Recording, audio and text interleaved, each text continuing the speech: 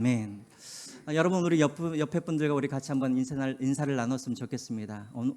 이렇게 우리 성도님들 일주일에 한 번씩 만나면 너무나 반갑고 피곤이 풀리지 않습니까? 우리 같이 한번 인사를 하죠. 당신은 나의 비타 500입니다. 같이 한번 하죠. 당신은 나의 비타 500입니다. 우리 같이 인사를 하죠. 예. 설마니 맨날 만나는데 막 짜증나고 그러진 않죠. 만나면 너무나 반갑지 않습니까? 저도 막 일주일 동안 힘들다가도 여러분들을 만나면 피로가 쫙쫙 이렇게 풀리는 것 같아요. 여러분 우리가 신앙생활을 하면서 참 중요한 것들이 많이 있는데 그 중에 하나는 내가 항상 나의 영적인 상태가 어디에 머물러 있는지를 항상 점검해 볼 필요가 있습니다. 지금 내가 영적으로 내가 애굽에 머물러 있는지, 아니면 지금 내가 영적으로 내가 광야에 머물러 있는지, 또는 더 나아가서 내가 지금 나의 영적으로 나는 지금 가나안 땅에 있는지, 우리는 항상 이것들을 한번 점검해 볼 필요가 있다라는 것입니다. 내가 지금 내가 영적으로 지금 애굽에 머무르고 있다. 여러분 애굽은 어떤 곳입니까? 애굽은 빨리 떠나야 할 곳이죠. 애굽은 오래 머물러서는 안 되는 곳입니다. 죄악의 자리이고 세상의 가치와 문화의 그런 종으로, 노예로 사로잡혀 있던 그런 자리입니다. 게으름의 자리이죠. 이 자리를 빨리 떠나야 하는 것이죠. 만일 내가 나를 판단했을 때 내가 지금 광야에 내가 있다. 여러분 광야는 어떤 것입니까? 하나님의 시험과 그리고 하나님의 연단의 장소이죠. 우리가 광야에 있다면 이때는 우리가 빨리 떠나서는 안 되죠. 여기는 빨리 떠나는 것이 아니라 우리가 믿음으로 인내하고 기다리면서 하나님을 잠잠히 바라봐야 할 곳입니다. 그리고 내가 만약에 영적으로 가나안 땅에 있다. 여러분 가나안 땅은 어떤 것입니까? 하나님의 약속의 땅이죠. 가나안 땅은 하나님의 약속을 믿음으로 싸워서 그 땅을 성취하는 것이 바로 가나안 땅입니다. 자, 내가 지금 가나안 땅에 있다. 그럴 때는 우리가 기다려서는 안 되겠죠. 인내해서는 안 됩니다. 우리가 피 흘리도록 맞서 싸워서 하나님의 약속을 이루는 것이 바로 가나안 땅인 것이죠. 여러분들 한번 점검해 보십시오. 지금 나의 영적인 상태, 지금 내 삶이 지금 애굽에 있는지, 아니면 광야에 있는지, 아니면 지금 가나안 땅에 있는지. 애굽에 있다면 여러분 빨리 그곳을 떠나셔야 합니다. 만약에 여러분들이 광야에 있다면 여러분들은 빨리 통과할 것을 바라지 마시고 믿음으로 인내하시면서 그 광야를 통과하시기 바랍니다. 만약에 여러분들이 가나안 땅에 있다면 여러분들은 피나게 치열하게 싸워서 하나님의 그런 약속들을 성취해 가셔야 한다라는 것이죠. 그러나 여러분 여기서 한 가지 중요한 것이 있습니다. 무엇이 중요하냐면 내가 비록 광야에 있든지 아니면 애굽에 있든지 가나안 땅에 있든지 상관없이 중요한 한 가지 사실이 있습니다. 그것이 무엇이냐면 바로 기도라는 것이죠. 여러분 기도 없이는 우리가 애굽 땅을 떠날 수가 없습니다. 여러분 기도 없이는 우리는 절대 광야를 통과할 수가 없습니다. 그리고 기도 없이는 우리가 가나안 땅에서 절대 하나님의 약속을 우리가 성취할 수 없는 것이죠. 그러므로 여러분 기도는 우리 신앙생활에 있어서 핵심 중에 핵심인 것이죠. 이 기도를 놓치면 우리는 내가 애굽에 있든지 가나안 땅에 있든지 내가 광야에 있든지 나는 반드시 실패할 수밖에 없다라는 것입니다. 여러분 오늘 우리 말씀의 주제 같이 한번 읽어볼까요? 오늘 말씀의 주제 같이 한번 읽어보겠습니다. 시작. 광야, 생각하는 곳이 아니라 기도하는 곳이다. 그렇습니다, 여러분. 광야는 내가 생각하는 곳이 아니라 광야는 어떤 장소라고요? 기도하는 장소가 광야라는 것입니다. 그러므로 여러분 이번 한 주간 여러분들이 살아가실 때 이 말씀을 붙잡고 살아가시기를 주님의 이름으로 부탁드립니다. 자, 다윗은 지금 어떤 상태에 있는가? 다윗은 애굽에도 아니고 가나안 땅에도 아니고 지금 다윗은 어디에 머물고 있냐면 광야에 머물고 있는 것이죠. 우리가 잘 알다시피 다윗은 몇 살 때 약 15살쯤 해서 이 사무엘로부터 이스라엘의 왕으로 그렇게 기름 부음을 받게 되어지죠. 그리고 이스라엘의 왕이 되기까지 약 18년 정도를 계속해서 그는 광야에서 하나님의 훈련을 받습니다. 왜 하나님께서 다윗을 광야로 그렇게 부르셨습니까? 광야가 아니면 만날 수 없는 하나님이 그곳에 계시기 때문에 그렇죠. 광야가 아니면 얻을 수 없는 그 은혜가 광야에 있기 때문에, 광야가 아니면 체험할 수 없는 그런 하나님의 기적이 광야에 숨겨져 있기 때문에 하나님은 다윗을 광야로 보내셔서 하나님을 만나게 하신 것이죠. 그리고 그 광야를 통하여서 하나님은 이 다윗을 어떻게 하나님을 닮아가는, 예수님을 닮아가는, 그리고 하나님만을 섬기는 그런 이스라엘에서 가장 위대한 왕으로 하나님께서 그렇게 세워 가십니다. 그런데 다윗의 그 광야의 삶들을 우리가 보면 다윗은 항상 이 광야를 지날 때 항상 하나님 앞에 기도하면서 그 광야를 지나갔다라는 것입니다. 그래서 여러분, 우리가 사무엘 상하를 항상 우리가 보면 항상 많이 나오는 단어들이 있죠. 여호와께 묻되, 그렇죠? 여호와께 여쭙되. 계속해서 다윗은 이 광야를 지나가면서 항상 다윗은 기도하면서 이 광야를 그는 통과했다라는 것입니다. 자, 그런데 항상 다윗이 기도했던 것만은 아니었죠. 우리가 이제 사무엘상 27장부터 오늘 본문에까지 보면은 사울이 그 인생 가운데 기도를 멈출 때가 있었습니다. 그때가 언제였냐면 바로 오늘 우리가 볼 이 본문의 말씀인 것이죠.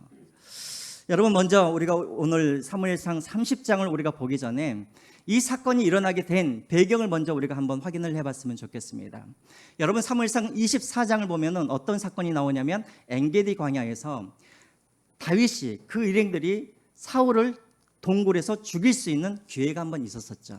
그런데 그때 다윗이 하나님의 말씀에 순종하여서 어떻게 합니까? 사울을 살려주게 되어지죠. 또 사무엘상 26장에도 보면은 10광야에서 또 다윗이 다시 한번 사울을 죽일 기회가 있었습니다. 그럴 때도 다윗의 부하들이 다 사울을 죽이자고 할 때에도 이 다윗은 하나님의 말씀에 순종하여서 그를 살려두게 되었죠.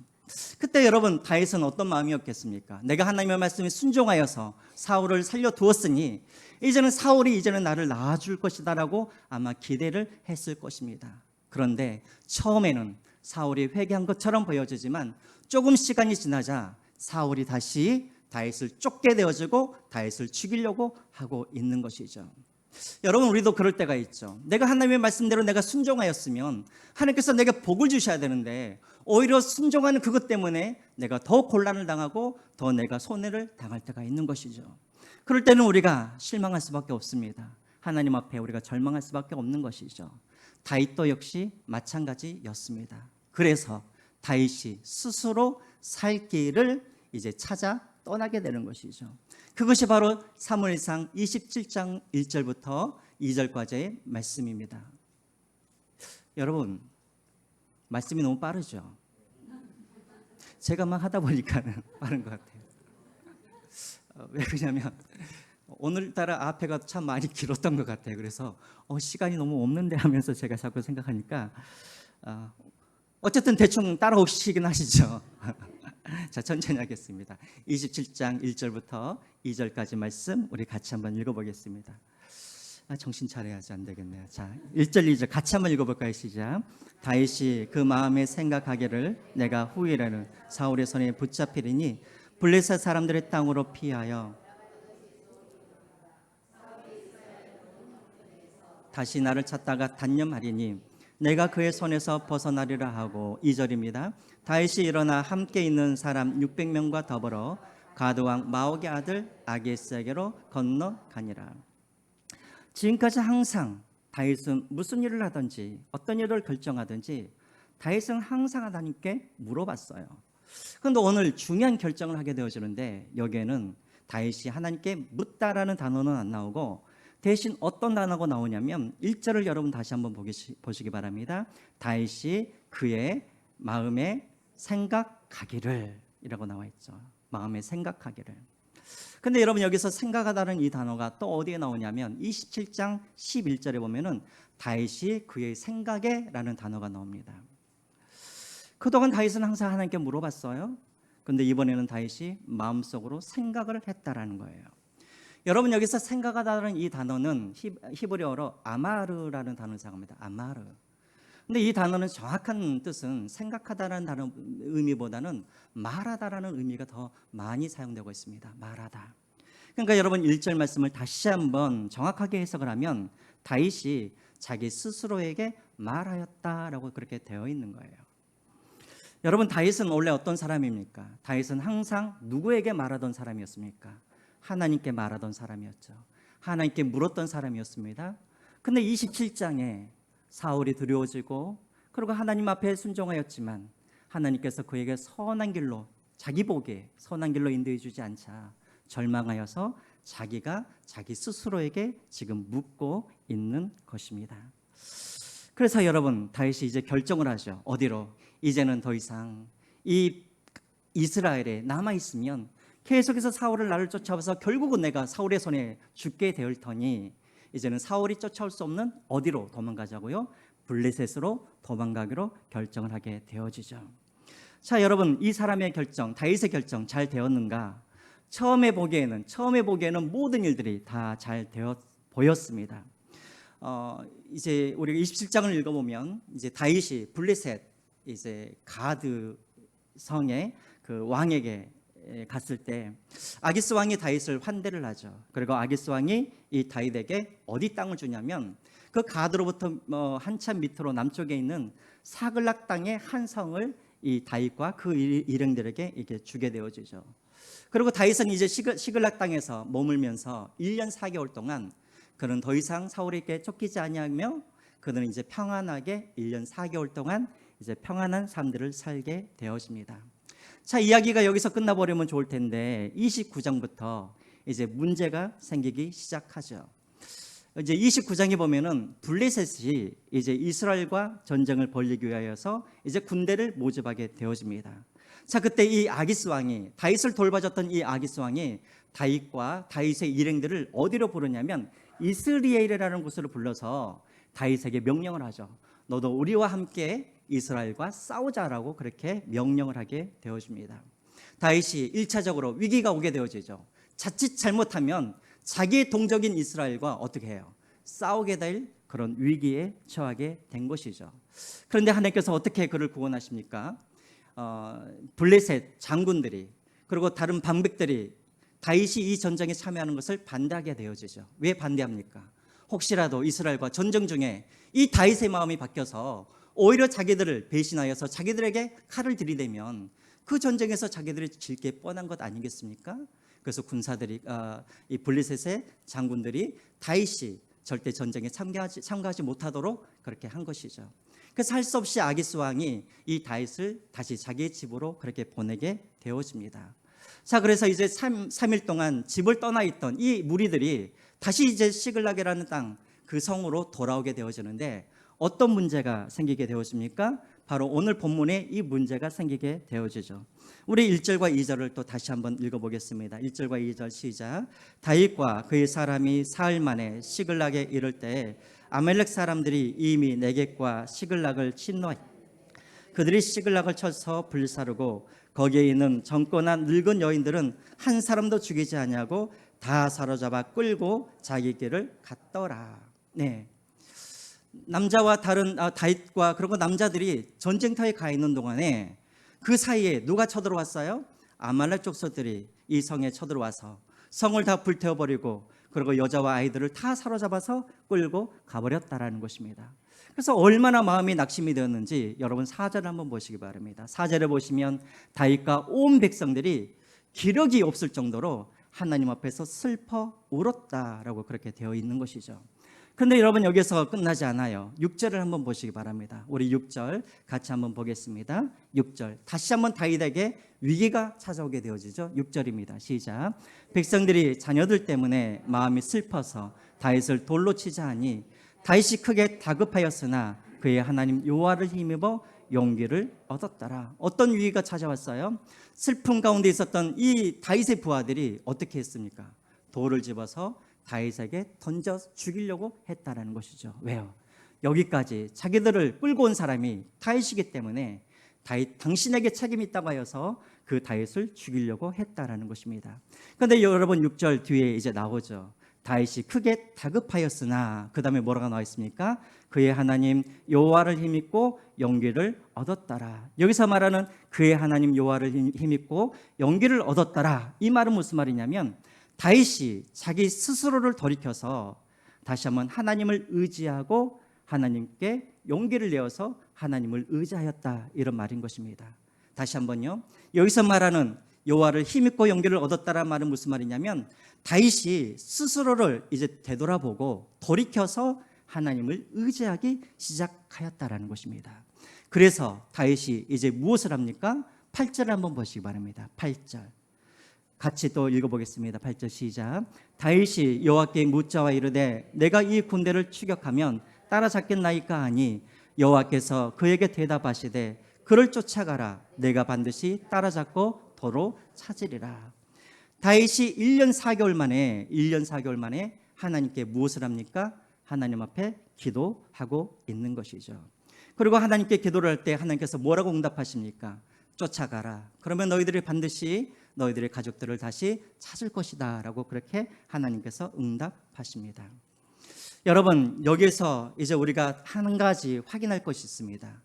다윗이 다윗 될 수 있었던 이유가 무엇이었는가? 다윗이 어떻게 하나님의 마음에 합한 그런 왕이 될 수가 있었는가? 다윗도 죄를 짓습니다. 그리고 다윗도 실수를 합니다. 그러나 위기가 왔을 때 다윗은 어떠한 일을 하는 사람이었냐면 항상 다시 하나님 앞에 회개를 하고 하나님 앞에 나아가 기도하고 하나님을 의지하였던 사람이었습니다. 여러분, 아까 우리가 읽었던 6절을 한번 보시기 바랍니다. 6절에 보시면 단어 하나가 나옵니다. 다윗이 크게 다급하였다라고 나와 있습니다. 다급하였다. 자, 그런데 여러분, 재미있는 것은 사무엘상 28장 15절에 보면은 이 똑같은 단어가 나옵니다. 다급하다. 이 단어는 언제 나오냐면, 자, 블레셋 사람들이 이스라엘을 침공하기 위해서 군사들을 모을 때 이 소식을 누가 듣게 되어지냐면 이스라엘이 이 소식을 듣게 되어져요. 그래서 사울이 다급하게 되어지자 누구를 찾아가냐면, 누구를 찾아가요? 신접한 여인을 찾아가서 사울을 불러내게 되어지죠. 자, 사울, 물론 진짜 사울의 영은 아닙니다. 사울의 영이 나타나서 네가 어찌하여 나를 부르느냐라고 말을 했을 때 사울이 28장 15절에 뭐라고 말을 하냐면, 사울이 대답하되 나는 심히 다급하나이다 라고 그렇게 말을 하고 있는 것이죠. 자, 여러분 보십시오. 똑같은 다급한 상황입니다. 그런데 다윗은 이 다급한 상황에 무엇을 합니까? 하나님을 찾아가서 하나님께 다시 한번 기도를 하고 있는 것이죠. 사울은 어떻습니까? 똑같은 다급한 상황임에도 불구하고 사울은 누구를 찾아갑니까? 신접한 여자를 찾아가서 그리고 사울을 그렇게 부르는 것을 보게 되어집니다. 여러분, 그 사람의 믿음이 진짜인지 아닌지를 알려면 다급할 때 그 사람이 무엇을 하는지를 우리가 보면 되는 것이죠. 여러분, 오늘 본문을 한번 보십시오. 6절을 한번 다시 한번 보시면 이 백성들도 역시나 마찬가지로 다급한 상황입니다. 6절을 한번 다시 한번 보시죠. 백성들이 누구 때문에 마음이 슬퍼한다고요? 자녀들 때문에 마음이 슬퍼한다고 되어 있습니다. 그러면 자녀들 때문에 지금 마음이 슬퍼하면 이들이 지금 해야 할 일이 무엇이겠습니까? 하나님 앞에 나아가서 우리를 구해달라고 기도를 해야 되잖아요. 그런데 이 다윗의 부하들은 어떻게 합니까? 다급해지자 자녀들 때문에 슬퍼하고 울고 원망하면서 다윗을 죽이려고 했다라는 것입니다. 여러분, 우리는 여기에서 세 가지 종류의 사람들을 볼 수가 있는 것이죠. 인생의 위기가 왔었을 때, 다급해질 때 한 무리의 사람들은 슬퍼하며 울며 원망하기에 바쁩니다. 또 다급해진 위기를 맞았을 때 어떤 한 사람은 하나님이 아니라 다른 구할 어떤 것을 찾아서 그는 그 구할 것을 그 도움이 될 그것을 찾아서 바삐 이제 찾아 나서게 되어지죠. 그러나 어떤 사람들은 비록 슬프지만, 그리고 비록 하나님이 원망스럽지만, 그러나 그 슬픈 마음을 하나님 앞에 가지고 나아가서 하나님께 기도하고 하나님의 응답을 구하는 그런 사람들이 있다라는 것입니다. 자, 여러분들은 어떤 분이십니까? 여러분들은 인생의 위기를 찾아왔을 때, 여러분들이 인생의 광야를 만났을 때 여러분들은 어떻게 그 광야를 여러분들은 지나가십니까? 오늘 사울처럼 다급하여서 다른 하나님이 아니라 다른 어떤 것을 구하기 위해서 여러분들은 찾아 나가십니까? 도움을 구하기 위해서? 아니면 여러분들은 위기가 닥쳤을 때 그저 슬퍼하고 눈물만 흘리면서 내 자녀를, 또 부모를, 또 하나님을 그렇게 원망하면서 그렇게 시간을 보내고 계십니까? 아니면 여러분들은 광야를 만났을 때 하나님을 의지하여서 하나님 앞에 기도하고 하나님으로부터 해결을 받는 그런 사람입니까? 여러분, 누구에게 소망이 있습니까? 누구에게 소망이 있습니까? 슬퍼하고 눈물만 흐르는 사람들에게는 절대 소망이 없는 거예요. 또 하나님이 아닌 다른 어떤 것을 구하여 나아가는 사람들, 그 사람에게도 절대 소망이 없습니다. 누구에게만 소망이 있냐면 슬프지만 원망스럽지만 그 마음을 가지고 다시 기도의 자리로 나아가는 그 사람에게 하나님의 역사가 일어나고 그 사람이 속한 그 가정, 그 사람이 속한 그 교회가 바로 소망이 있고 희망이 있는 것입니다. 저는 바라고 원하기는 오늘 여러분들의 사정을 제가 다 알 수는 없지만 오늘 여러분들은 어떤 인생의 위기를 만나고 광야를 여러분들이 만났을 때 슬퍼하고 울면서 시간을 낭비하지 않았으면 좋겠습니다. 또 사울처럼 다급한 일이 있었을 때 하나님이 아니라 다른 도움을 구하기 위하여서 다른 도움을 구하기 위해서 나아가는 그런 분들이 되지 않았으면 좋겠습니다. 위기 때 다급할수록 더 하나님께 기도하고 엎드려서 그래서 하나님으로부터 응답을 받을 수 있는 여러분들이 되시기를 주님의 이름으로 부탁드립니다. 그래야 할 때 여러분들의 가정이 소망이 있고 그래야 할 때 우리 교회가 소망이 있는 것입니다. 자, 그렇다면 여러분 마지막으로 우리가 한 가지만 확인하고 마치겠습니다. 그러면 하나님께서 어떻게 다윗을 하나님께서 구원하셨는가 우리 한번 보시기 바랍니다. 이제 계속해서 우리가 보게 되어지면 다윗이 하나님 앞에 기도를 하자 하나님이 다윗에게 뭐라고 명령을 하셨습니까? 네가 그들을 쫓아가면 반드시 그들을 만나게 되어지고 다시 너희들의 가족들을 다시 되찾을 것이다라고 말씀을 하고 있죠. 근데 여러분 한번 자세히 한번 보시면은 하나님께서 구체적으로 다윗에게 어디로 가라라고 말씀하시지 않습니다. 또 하나님께서 구체적으로 내가 이렇게 너희들을 도와줄 테니까 쫓아가라 말씀하지 않습니다. 단지 그냥 쫓아가라라고 명령하시고 다윗은 그 말씀에 순종하여서 그냥 쫓아만 가게 되어지죠. 자, 그런데 중간에서 어떤 일이 벌어지게 되어지냐면 여러분 11절을 한번 보시기 바랍니다. 11절 같이 한번 읽어볼까요? 11절 시작. 무리가 들에서 애굽 사람 하나를 만나 그를 다윗에게로 데려가다가 떡을 주어 먹게 하며 물을 마시게 하고 또 13절을 같이 읽겠습니다. 시작. 다윗이 그에게 이르되 너는 누구에게 속하였으며 어디서 왔느냐 하니 그가 이르되 나는 애굽 소년이요 아말렉 사람의 종이더니 4일 전에 병이 들매 주인이 나를 버렸나이다. 자, 그냥 하나님의 말씀에 그냥 순종해서 출격할 때 도중에 누구를 만나게 되어지냐면 우연하게 병들어 죽어가고 있는 애굽 소년을 만나게 되어지죠. 이 애굽 소년은 누구였냐면 아말렉 족속의 그런 노예였던 것이죠. 그런데 병이 들자 주인이 귀찮아서 이 소년을 그냥 버리고 가버리게 된 것이죠. 자, 그런데 다윗이 우연하게 이 소년을 만나게 되어지고 그리고 이 소년의 도움을 받아서 아말렉의 주둔지가 어디인지를 알게 되어지고 그리고 우리가 17절에 보았던 것처럼 새벽에 그 아말렉을 쳐서 그들을 다 진멸하고 다시 가족들과 가축들을 다 되찾게 되어지죠. 여러분, 그런데 여기서 한 가지 보시기 바랍니다. 다윗의 일행과 이 소년의 만남의 과정을 한번 보시기 바랍니다. 사흘 전에 이 애굽 소년이 갑자기 병이 들었습니다. 여러분, 이것이 우연이었을까요? 또 여러분, 그 주인이 그 소년이 귀찮다고 해서 그 소년을 그냥 버려버리고 떠나버렸습니다. 여러분이 보시기에는 이것이 우연히 일어난 사건처럼 보여지십니까? 또요, 다윗이 그 넓은 광야에서 누구를 만나게 되어지냐면 이 버려진 소년을 만나게 되어집니다. 여러분, 어떻게 그 넓은 그런 광야에서 이 소년을 만날 수가 있습니까? 이것도 역시 무엇입니까? 우연처럼 보여지지만 우연이 아니라는 것이죠. 여러분, 세상 사람들이 보기에는 우연처럼 보여질 수 있지만 이것은 우연이 아니라 이것은 무엇입니까? 하나님께 기도하여서 하나님의 기도의 응답으로 받은 일인 것이죠. 여러분, 여기서 우리가 기도란 무엇인지를 우리가 알 수가 있습니다. 여러분, 우연한 일들이 누구에게 일어나냐면 바로 기도하는 사람들에게 우연한 일들이 일어난다는 것입니다.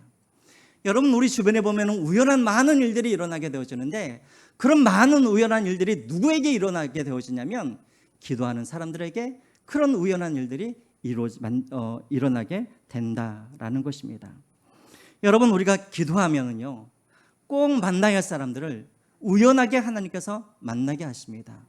우리가 기도하게 되면은요 오랫동안 우리 가정이 갖고 있던 그 문제가 우연하게 풀릴 때가 있습니다.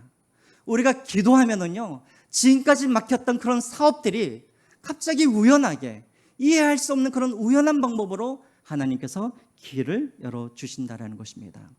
여러분, 우연한 일들은 누구에게만 일어나냐면 바로 기도하는 그 사람을 통하여서 우연한 일들이 일어나게 되어진다라는 것입니다.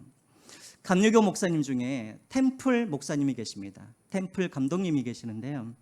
이분이 한 번은 캠브리지 대학에서 이제 설교를 하게 되었습니다. 설교 제목이 무엇이었냐면 기도에 응답하시는 하나님. 기도에 응답하시는 하나님.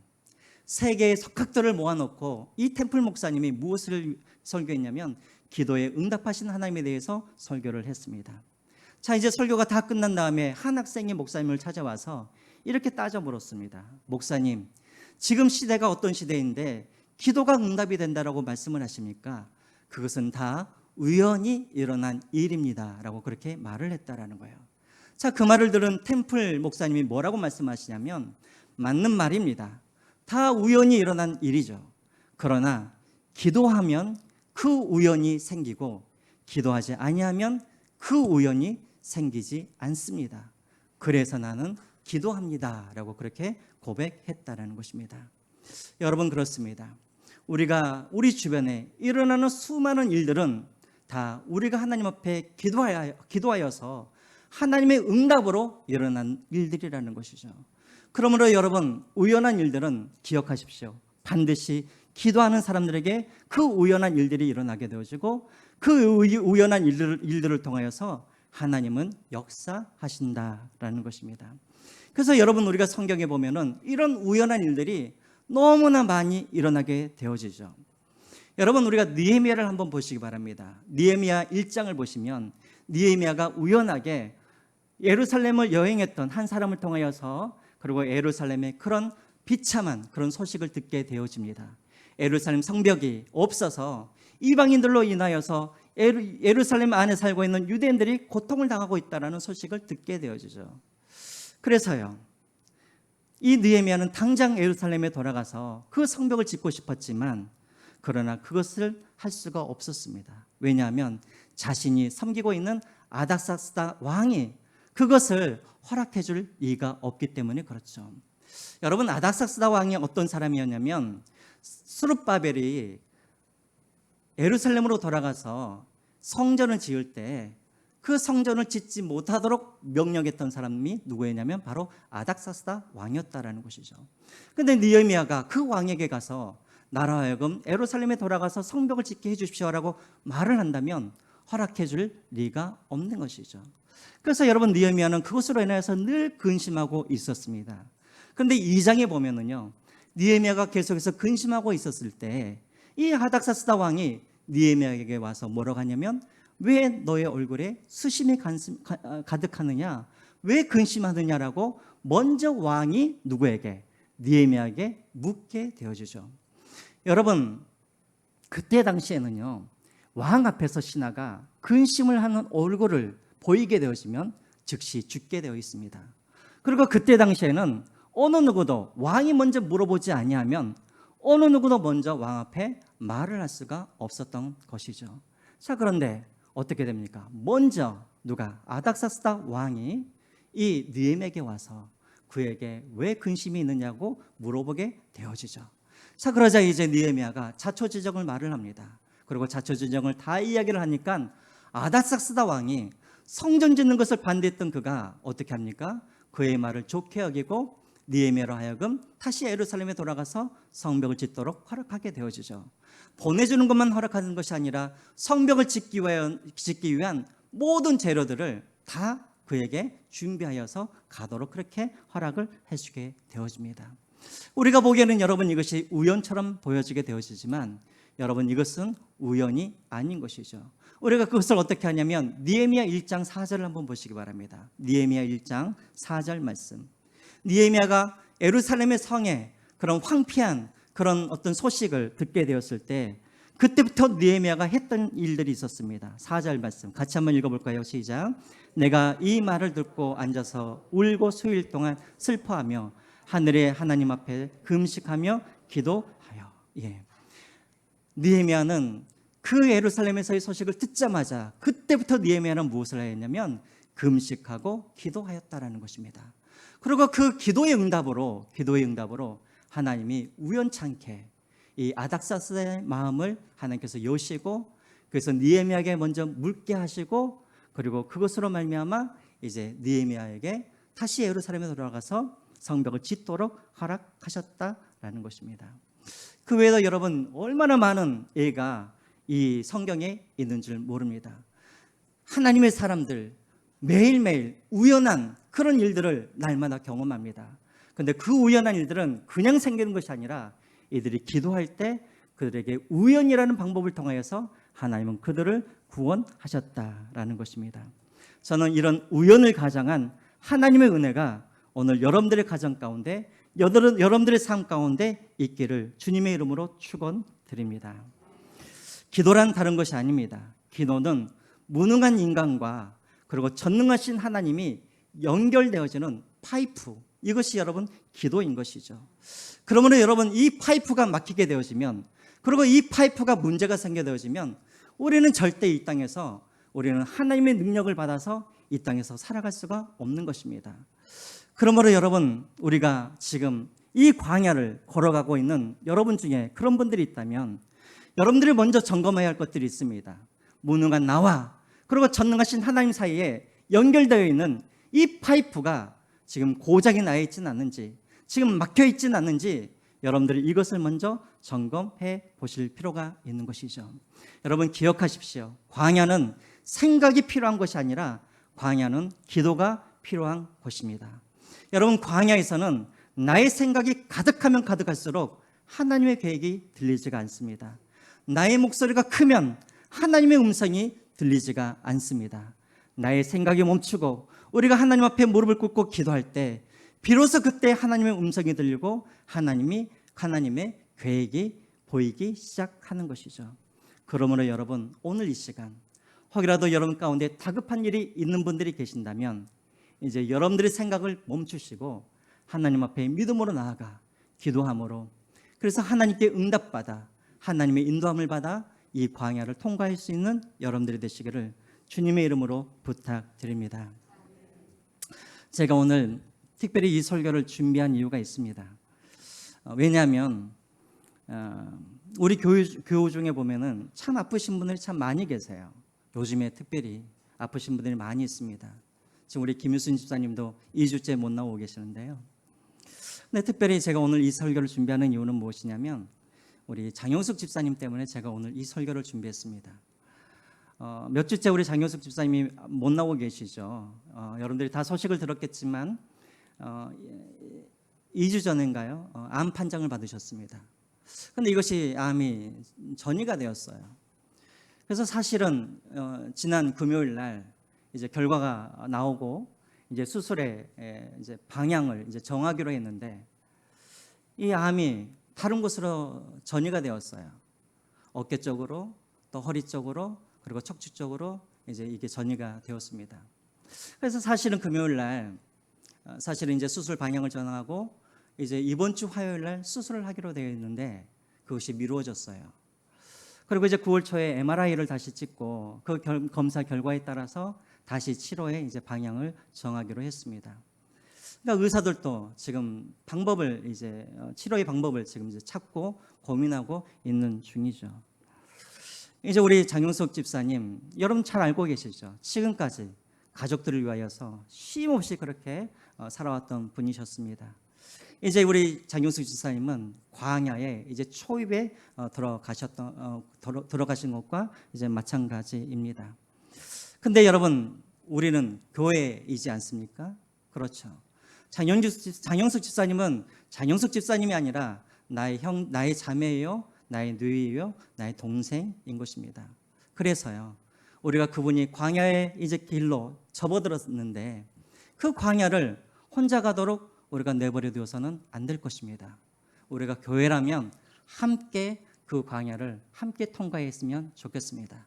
그런데 여러분 우리가 함께 있어준다 그래서 우리에게 힘이 있는 것은 아닙니다. 우리가 정말 힘이 있으려면 어떻게 해야겠습니까? 함께 기도해야겠죠. 전능하신 하나님 앞에 우리가 다시 한번 우리의 파이프를 연결하여서 전능하신 그 하나님의 은혜가, 그 능력이 무지하고 무능력한 우리에게 임할 수 있도록, 그 은혜가 임할 수 있도록 우리가 함께 기도했으면 좋겠습니다.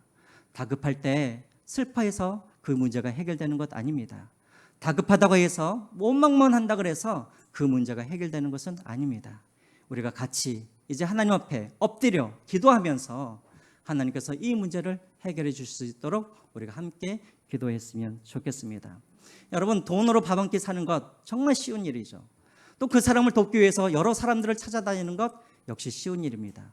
그러나 여러분, 내가 어떤 한 사람을 위하여서 내가 금식하고 내가 시간 내어서 내가 기도하는 것, 이것은 참으로 어려운 일인 것이죠. 우리가 정말 사랑한다면 이제 기도로 그 사랑을 표현하였으면 좋겠습니다. 그래서 여러분, 제가 여러분들에게 제안을 합니다. 이제 앞으로 MRI 찍을 때까지, 그리고 수술 방향이 나올 때까지 우리 사랑하는 성도님들이 함께 그 일을 위하여서 기도해 주셨으면 좋겠습니다. 저는 내일부터 기도원에 가서 저도 하루에 한 끼씩 금식하면서 하나님 앞에서 작정하여서 저도 기도하겠습니다. 여러분들도 할 수만 있다면 앞으로 2주간 동안 금식할 수 있는 분들은 금식하시고, 또 여러분들이 아침에 새벽에 이곳에 나오셔서 여러분들이 함께 우리 장윤석 집사님을 위해서 함께 기도해 주셨으면 좋겠습니다. 하나님께서 어떻게 그 인생을 이끌어 가실지 우리는 알지 못합니다. 그리할지라도 우리가 그 광야의 길을 내 자매가 혼자 걸어가지 않도록 우리가 함께 기도로 함께 그 광야를 함께 통과해 갔으면 좋겠습니다. 자, 그래서 여러분, 내일 새벽부터 교회에 나오시고, 또 교회에 나올 수 없는 분들은 하루에 한 번 출퇴근할 때라도, 아니면 여러분들이 계신 곳에서 꼭 여러분들이 기도해 주시고, 할 수만 있다면 여러분 하루에 한 끼라도 금식하시면서 우리가 함께 이 기도에 동참하였으면 좋겠습니다. 그래서 함께 기도함으로 이 광야를 함께 통과하고, 그래서 광야가 아니면 만날 수 없는 그 하나님을 우리가 이 기간 중에 우리 장용숙 집사님뿐만 아니라 우리도 함께 경험하고, 광야가 아니면 우리가 경험할 수 없는 그 하나님의 기적과 그 하나님의 은혜를 우리가 함께 이 기간 동안에 경험하였으면 좋겠습니다. 먼저 여러분, 우리가 함께 찬양하시고 준비하신 예물 하나님 앞에 올려드리고 우리 같이 한번 하나님 앞에 기도하겠습니다.